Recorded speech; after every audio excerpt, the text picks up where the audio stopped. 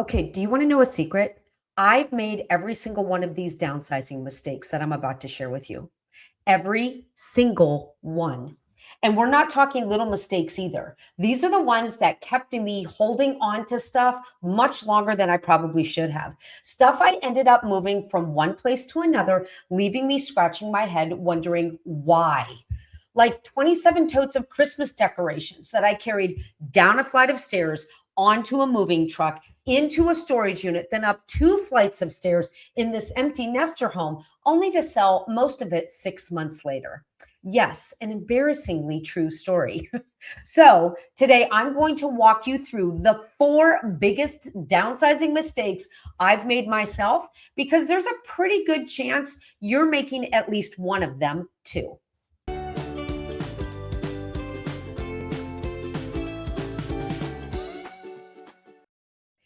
Hey there, I'm Tracy Lynn, and I teach midlife women and men how to right size their homes so they fit the life they're living right now. And today we are going to dig into mistakes, not to blame or shame you, because these babies I made myself. And my hope is to help you so you don't make them yourself too. Okay, let's start with a mistake that had me so stressed out that I bit my nails down to the nubs. Okay. Maybe my nails have always been nubs. Let's just say I made my nails nubbier. I'm not sure that's a word, but we're making it one today. All right. So, mistake number one is waiting until a move forces you to downsize.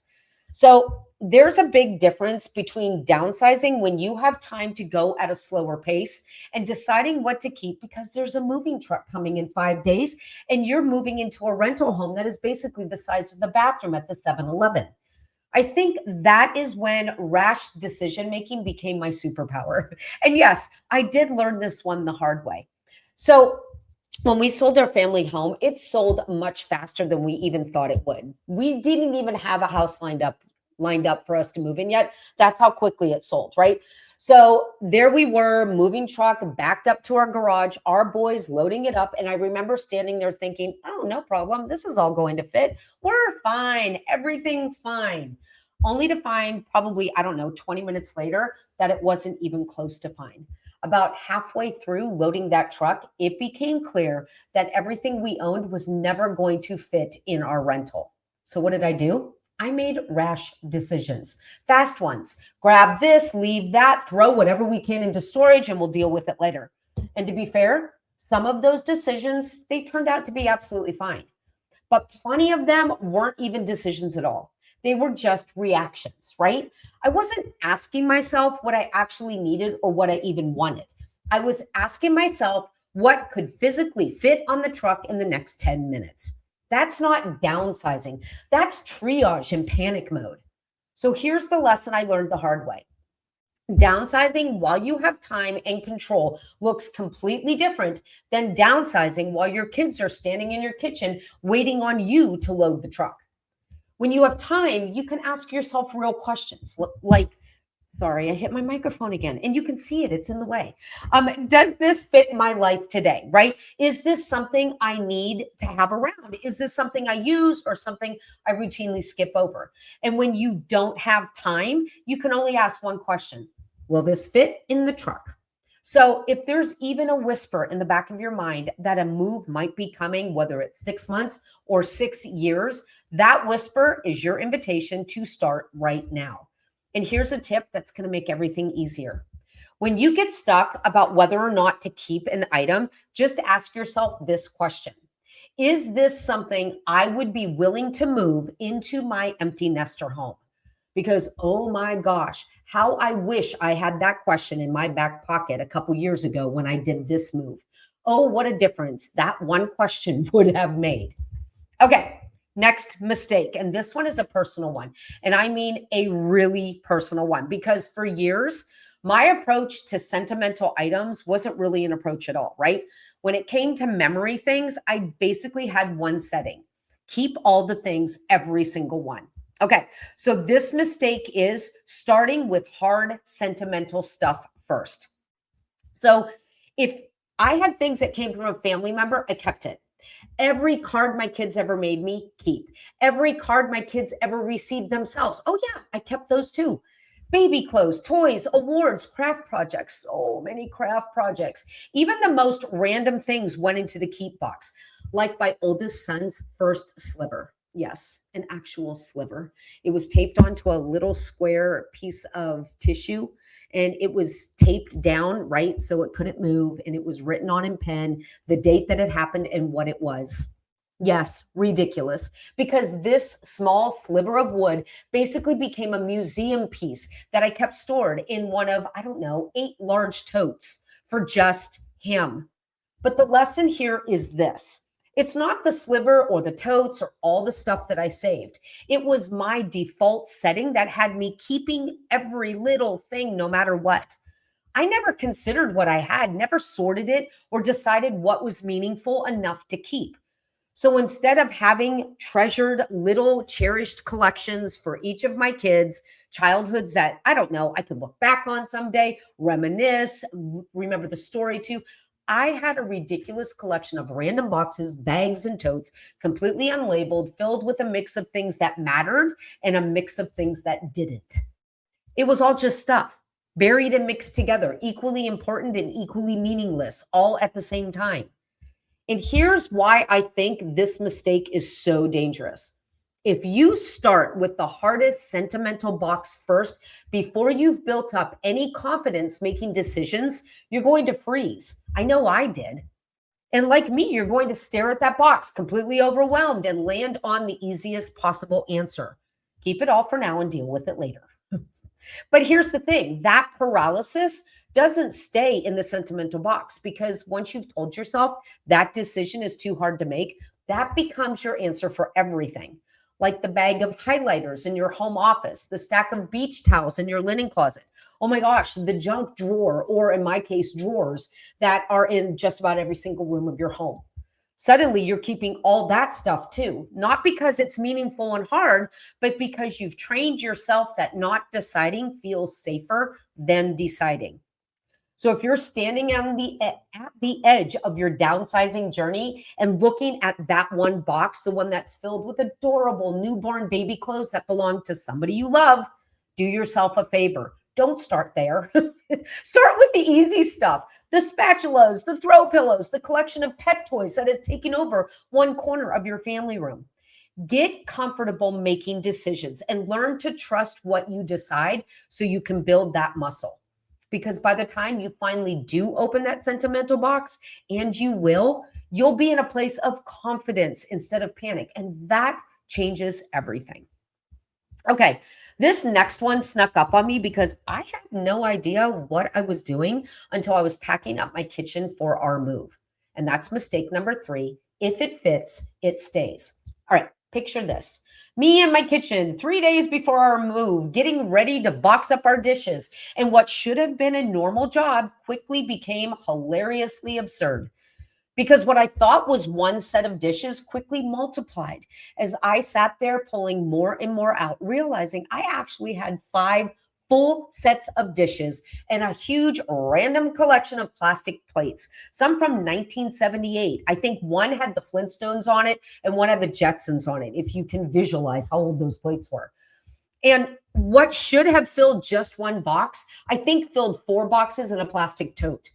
And that's not counting the special dishes, the snowman dishes for winter, the Easter bunny dishes for Easter, or the candy cane dishes for Christmas. Oh my gosh, I'm just going to stop now because this is beyond ridiculous. And here's the part that still baffles me, even today.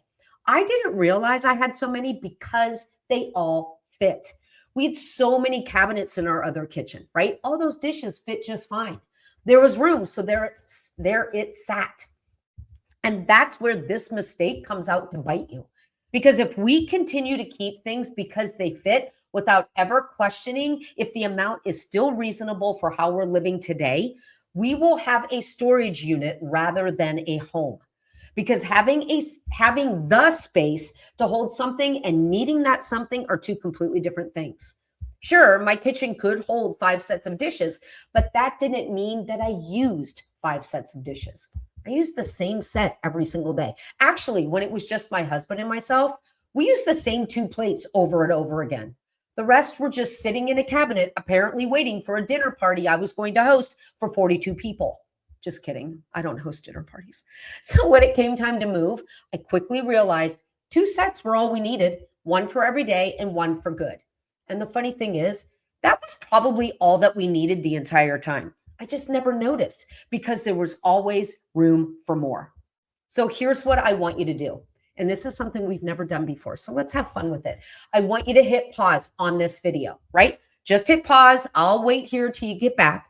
Walk over to any cabinet in your kitchen, open it up, and ask yourself the question when you see what's inside. Is it full because you need and use everything that's in there? Or is it full simply because it all fits? Then make a decision based on that information that's right-sized for you. All right, now come back to me. Don't leave me hanging. All right, now before we dive into this last mistake, I do want to lead with a little bit of a disclaimer. If you love collections that were passed on to you, I am not about to tell you you have to get rid of them. This mistake was one I made that contributed to a home that was full of way too much stuff. And that mistake is keeping an entire collection because you feel obligated to do so. This mistake is not so much about things that you love. If your aunt gave you a collection of Stephen King novels and you actually read them, girl, keep them, or boy. If your dad left you his gardening tools and you actually use them, go ahead and keep those too. What I'm talking about, this mistake is totally different. This mistake happens when you keep something, not because you love it, but because you're afraid letting go means you didn't love the person who gave it to you. Almost like the moment it was handed to you, you were signed up to keep it forever. And if you're slowly nodding your head right now, you're in good company because I did this for decades. So here's the actual mistake that we make. We feel forced to keep these things. So we do just that. Keep them in boxes and totes buried in basements and attics, completely forgetting we even owned them until we stumble on them years later. And here's the thing. Keeping a collection intact, hidden in storage is not showing love either. So what do? You keep some of it, what I call a sample of it. So here's what I mean. When my grandmother passed away, I was given her set of dishes. And I'll be honest with you, I never really liked those dishes. They're not my style. They never were. And I never wanted to use them. I don't think I ever used them. But I did love my grandmother, and letting go of her dishes felt like I was letting go of her. So instead of keeping the entire set boxed up, hiding out in my basement, completely forgotten, I decided to keep one place setting. I think I kept a plate and a saucer. So it wasn't a complete place setting. It was partial. Just one. I put it on a little display stand and it now sits in the cabinet in my dining room. And I can see it every single time we're in there eating dinner. Her memory is still there and I don't have to open a box in the basement to find it. Oh, and I did the same thing with my other grandmother. When she passed, I didn't want to keep all her cookbooks and recipe cards. What I wanted was the one recipe that meant the most to me. Her brownies, written down on a piece of paper in her handwriting, stains and all. So I took that one recipe, put it in a picture frame and hung it in my kitchen. And now I see it every single time I'm in there. I call these memory samples, and it allows you to keep the memory without keeping the entire collection. And here's why this matters so much. If I had kept every single one of my grandmother's dishes, they would still be sitting in a box in my basement exactly where I found them. Kept technically, yes, but not actually honoring her. Instead, that one place setting sits right where I can see it every single day, and it does more for her memory than an entire box full of dishes ever could have. So if there's a collection in your home right now that you're keeping purely out of obligation, something you don't use, don't love, but feel like you're not allowed to let go of, ask yourself what the memory sample would be. What's the one piece, the one item that actually represents the person or the moment? Keep that, set it out, display it so you can actually see it and enjoy it, and let yourself off the hook for the rest. Okay, so let's do a real quick recap because that was a lot of telling on myself today, right? So first we had waiting until a move forces you to downsize, starting with the hardest sentimental stuff first, keeping something because it fits, and holding on to an entire collection out of obligation instead of love. Yes, 4 mistakes, all of them mine. And chances are at least one of them might be yours too. But here's the good news. Once you can actually see the mistake, you can stop making it. That's really all today was about. Not shame, not guilt, just a little bit of, oh, that's just me. So you can start making different choices going forward. Okay, that's all I have for you today. If you like this video, please give it a thumbs up because that lets me know you want more videos like this and I can keep them coming so that you can get one step closer to creating a right-sized home for you. And before you go, please make sure you grab the free resource down in the description below.